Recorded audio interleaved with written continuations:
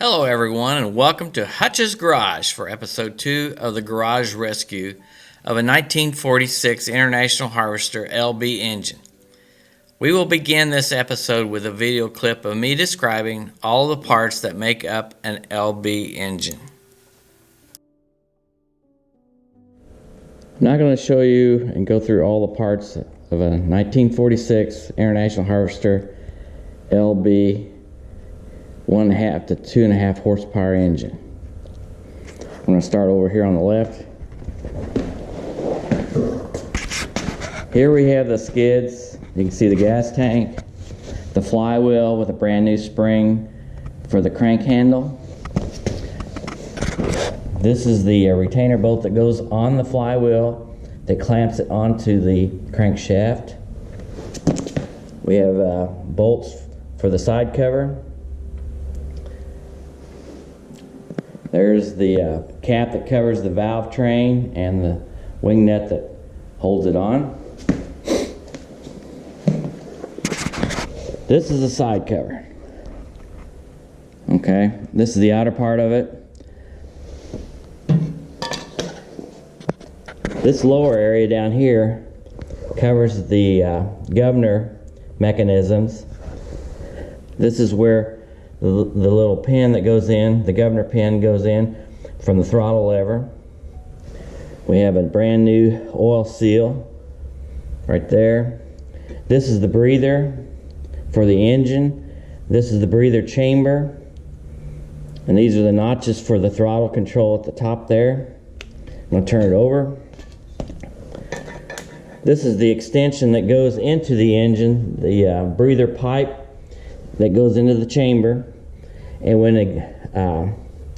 exhaust gases or whatever combustion gases that may get into the crankcase get in there, and to relieve pressure, it goes through this pipe into the chamber and out the external breather pipe.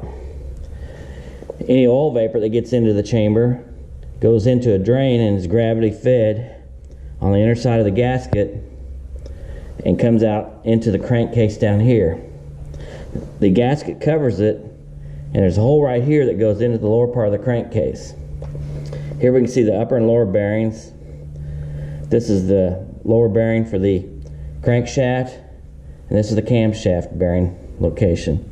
And each one of these, the engine's oiled by the governor gear picking up oil into the crankcase bottom where the oil is. It slings it around into the engine, and oil drops fall into these oil chambers here, hoppers or whatever you want to call them, right there. And there's holes on the top that drip onto the two shafts. Same thing goes with inside the crank case. This is the mixer, and this is the fuel inlet pipe. There's where it goes into the mixer, and on this end we have a little screen, and there's also a check valve in there. This mixer has the needle valve there with its spring. This is the inlet casting here. This is your choke valve that goes up and down. This is a compensating valve that's spring loaded there for the mixer. Now we'll go back to here. This is the valve lever oil pipe, and oil goes down from this end here inside the engine. I'll show you that later. It comes out here through a throttled outlet that goes on top of the trough that drips into the trough onto this felt piece there that distributes the oil to the valve levers. Also on the side of the engine, in a little hopper area where the oil fills up, is this rope that goes in there, and it's inside the oil pipe area and slows the amount of oil that goes in there. Here we have the water hopper cover. We have the inspection plate and its bolts. This is the valve lever shaft here, the spring that goes on that. This is the retainer that goes here, and this shaft goes into this oiler piece here with the hopper on top. Here's our exhaust and inlet valve rocker arms.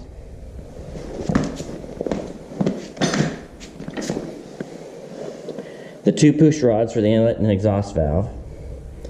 Here we have the crankshaft and showing the throw, and you can see the oil outlet that feeds the connecting rod bearing here.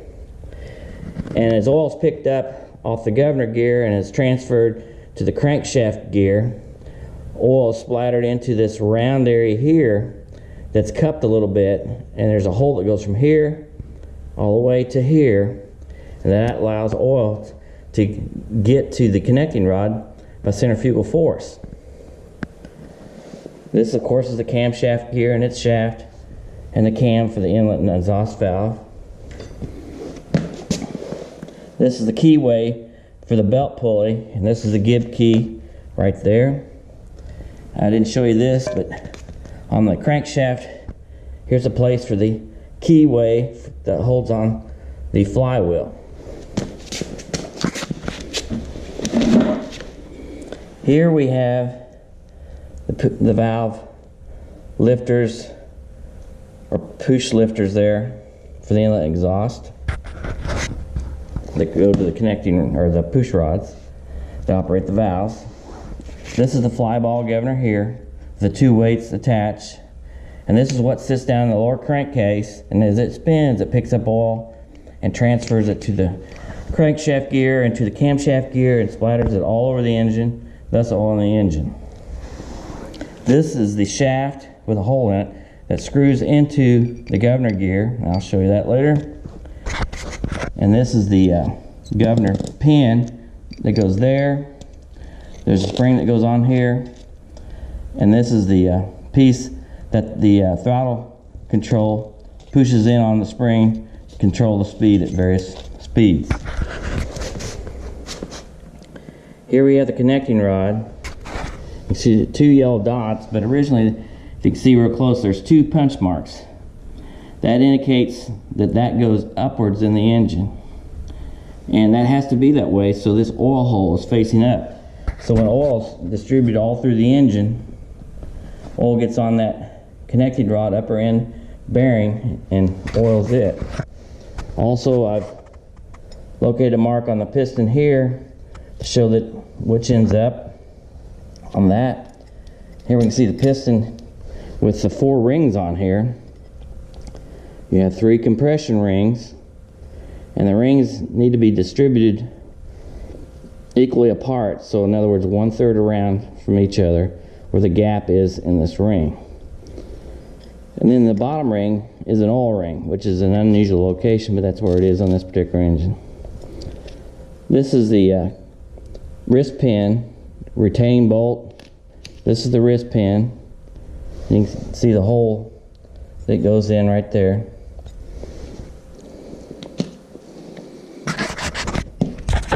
This is the governor or throttle control lever. This is the bolt that goes in right here on the side plate of the engine.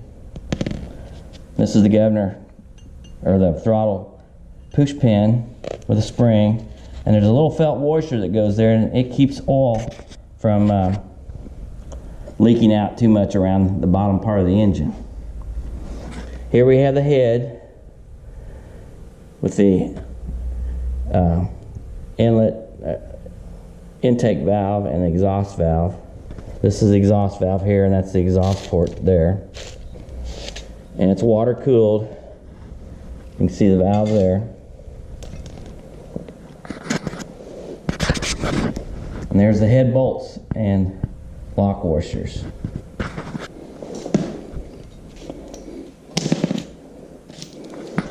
Back over to the mixer, there's the throttle valve right there, and it goes up inside. You'll see it on the intake right in here when that's put together. Of course, the magneto, it's been rebuilt and put back together. We have the belt pulley, and it's yet to be fully restored at this time. And there we have the crankcase. So that's all the parts on this engine, and we're ready to start putting it back together. This next clip is a camera fly-through of the engine crankcase. Now what we're going to do, we're going to take a flying view inside this engine.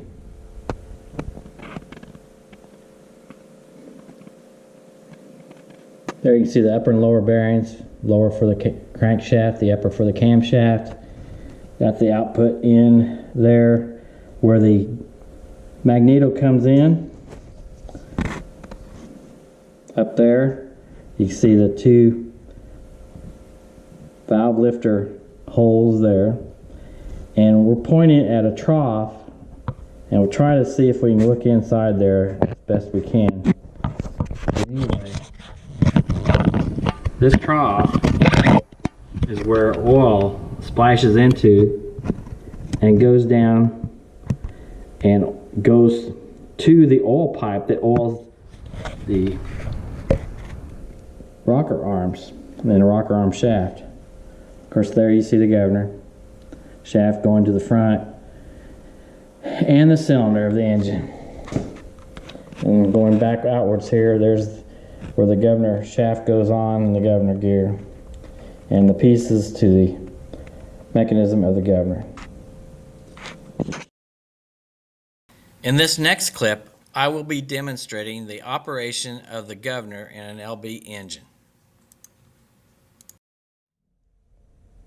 Before we go any further, I want to discuss how the governor system works on this particular engine. This is the speed change control lever here. This is another lever that comes from the speed changer lever that goes across here. This is the connecting wire or rod going to the governor control arm and shaft and the spring in there. Now I'm going to put the governor together. Right here's the flyball governor itself with the gear. It sits down in here and in the lower part of the crankcase. It's part of the oiling system also. And this thing is made out of pot metal, as you can see. This is the governor shaft and bolt. So I flip these levers open, and this is going to be just temporary for now. Put the governor up against here. Put the shaft in, tighten it up a little bit. I'm only going to do it slightly hand tight, and you never want to over tighten this because you could strip the threads because this pot metal is quite soft. There's your fly balls flipping in and out. Next thing I'm going to do is put the plunger rod in. This is actually two pieces. This is the plunger and this is a rod there. Governor spring. And this is called the plunger. It goes on like that. Now I'm going to bring the speed change lever around and put it up against here. And one thing I want you to notice, see how this is like this? This is at rest position. This needs to be flipped around like this so it has tension on the spring so it'll work properly. And then you bring that wire in like that and it's connected thus. There's a small washer and a cotter key that goes right here. I'll flip this back and I'm going to show you how this looks without the cover on. Here's your speed change lever, and that plunger, speed change plunger, pushes against this right here and puts more tension on the governor spring, and more pressure or spring tension will increase the speed. As the speed increases on the engine, the fly balls, due to centrifugal force, will be thrown out like that. And that plunger constantly pushes in on that throttle lever that goes here. Now I want to take you to the front of the engine and show you how all this system works.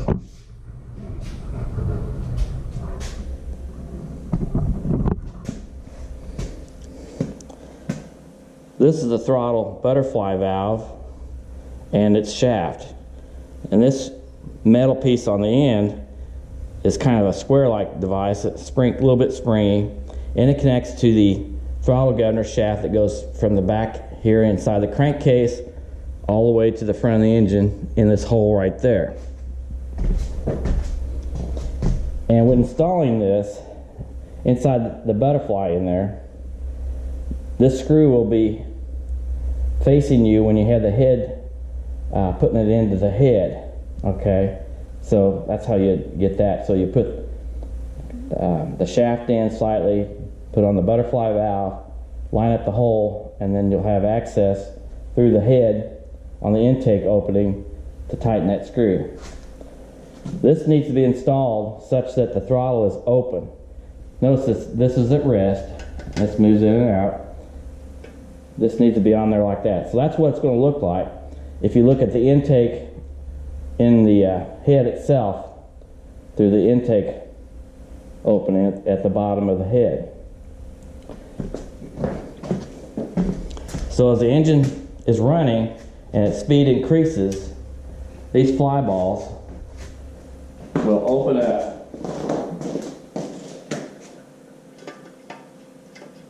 pulling on the speed change lever here on this rod there, grabbing the shaft and pushing it all the way inside there. All right, so that's how that works. You can see the throttle moving on the end of the engine. That's how the governor system works. Thank you for watching this video. Please stay tuned for episode 3 on this 1946 International Harvester LB engine rebuild. If you like this video, please hit the thumbs up and subscribe to my channel. I plan for future videos on my 1954 International Harvester Farmall Super MTA tractor. Please join me as I give a history of this tractor and will then begin a rebuild of the tractor.